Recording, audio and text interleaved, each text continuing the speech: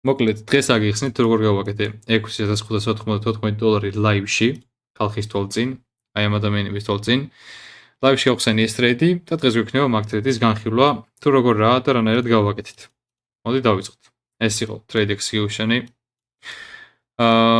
Entry time იყო 0.45, exit time 10.30, quantity is კონტრაქტების რაოდენობა, სესია, equity open. Equity open არის 9.30 შემდეგ მარკეტი. მოკლედ. მარკეტს შევხედოთ, მოდი მაღალ time frame-ში. ასევე ვინც live-ს უყურებდით YouTube-ზე, ხო? YouTube-ზე live-ს უყურებდით, ეს ყველაფერი ანალიზი, ჩემი ფიქრები, რას ფიქრობდი მარკეტზე რა მოხდებოდა, ყველაფერი წინასწარ თქვი. ახლა არა მარტო თქვენთვის, არამედ ჩემი live trading-ის მემბერებისთვის ხსნი ამ ყველაფერს. მადლობა ბიჭებო, გაიხარეთ. მოკლედ. გადავხედოთ მარკეტს მაღალ time frame-ზე რა. დღეს ესეთი ანალიზი მქონდა, რომ თუ მარკეტი 90-ზევე დაიწყებდა ქვემოთ მოძრაობას, უკვე მე bearish-ი ვიქნებოდა და დავათარგეტებდი რას? ამ lows და რა თქმა უნდა, ახლა რაც უნდა იყოს, მარკეტმა ძალიან ცოტა გააკლია ამ lows. ნუ თავარი primary target-ი, ჩვენი external target-ი იყო ეს sell-side liquidity.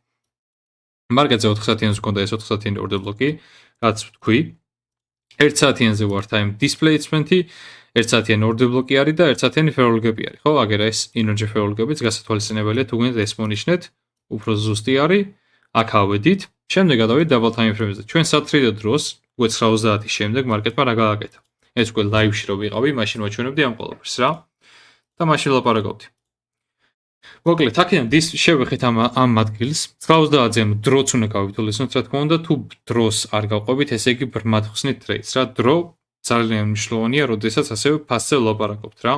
გვაქვს ლამაზი low resistance liquidity, რაც წინასწარ ასევე live-ზე ვთქვი, თქვენთვის უფასო live-ზე რაც YouTube-ზე გავხსენი, გავაკეთე და displacement-ი რო გქონდა 5 წუთიანზე, შემდეგ უკვე მარკეტზე დაველოდე, რომ აქ გაკეთებული იყო რაღაც ტიპის იმბალანსი, რომ მე მარკეტზე trade შევსულიყავი, ანუ retracement-ი, აი ეს იმბალანსი გაკეთა.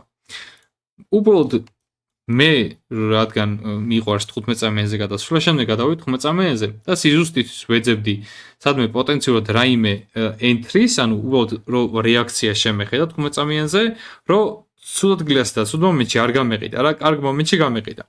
ამიტომაც მარკეტზე დაველოდეთ retracement-ი ქონდა, ეს თელი 5 წუთი უბრალოდ მარკეტს ველოდებოდი, აი ეს არ trade-ში არ ყოფილვარ, ველოდები, 15 წამიანზე ველოდებოდი მარკეტს რომ გაეკეთებინა რაიმე რა.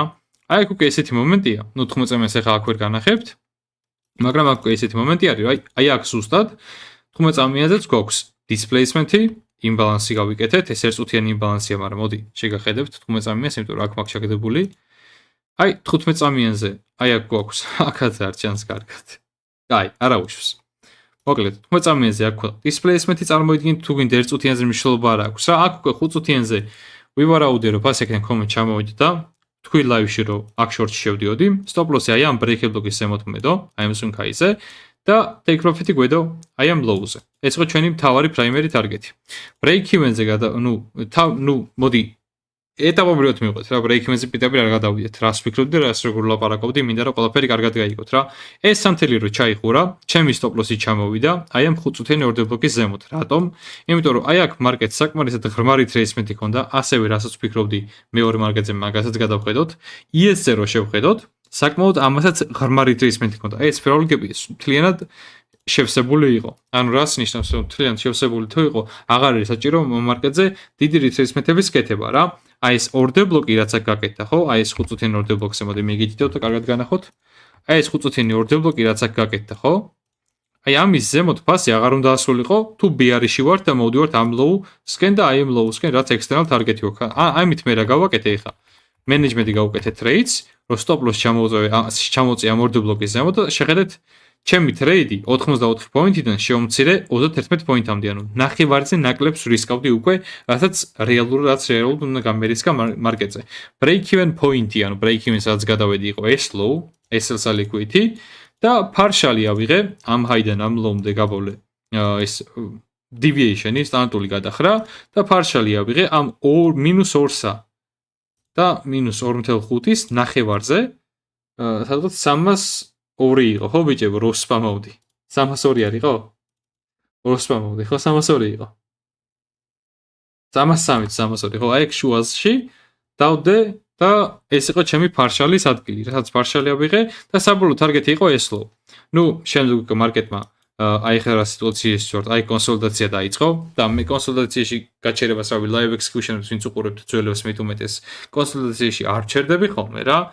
ახლა დიდად ბევრს არ მიწყოთ და მე ხა აქედან კიდევ AMD points მოვიგებდი თუ დავკარგავდი, რა ვიცი, ბევრს რა დიდი ხანი მომიწევს, სავარაუდოდ შეიძლება დიდი ხანი მოგიწევს ამ ტრიჯი კიდე გაჩერება, იმიტომ რომ გვაქვს დრო ჯერ მარკეტზე, ჩამოვედით ეს ლობო ავიღეთ, ცოტა კონსოლიდაცია, retracement-ი კიდევ შეიძლება კონდეს აქ, მაგრამ საბოლოო ჯამში მაინც ვფიქრობ, რომ, რა ვიცი, 90% შემთხვევაში ამ sell-side-ისგან მარკეტი უნდა ჩამოვიდეს რა, ახლა რასაც უყურებ, მაგრამ მაინც კონსოლიდაციის გაჩერება არ მინდოდა, ამიტომაც stop-loss-ი ჩამოვწიე სადღაც აი აქ, თუ აქ მქონდა ჩამოწეული არ მახსოვს და გამოვედი ტრეიდიდან. ამან გამომიყვანე ტრეიდერ. ასე გავაკეთე. ეს იყო ხო ეს screen. $6594 live trading-ის დროს მარკეტზე. იმედია მოგეწონათ ეს ვიდეო. დღეს მე კიდევ ვაპირებ ვიდეოს ადებას. თუ მოვახერხე თუ არა და ხვალ დაგიდებთ აუცილებლად. ვაპირებ ისეთი ვიდეოს გადაღებას, რაც თქვენ მოგცემთ ხოლმე ჩემგან. მადლობა ყურადღებისთვის ხალხო და დროებით წარმატებულ ტრეიდინგს გესურვებთ.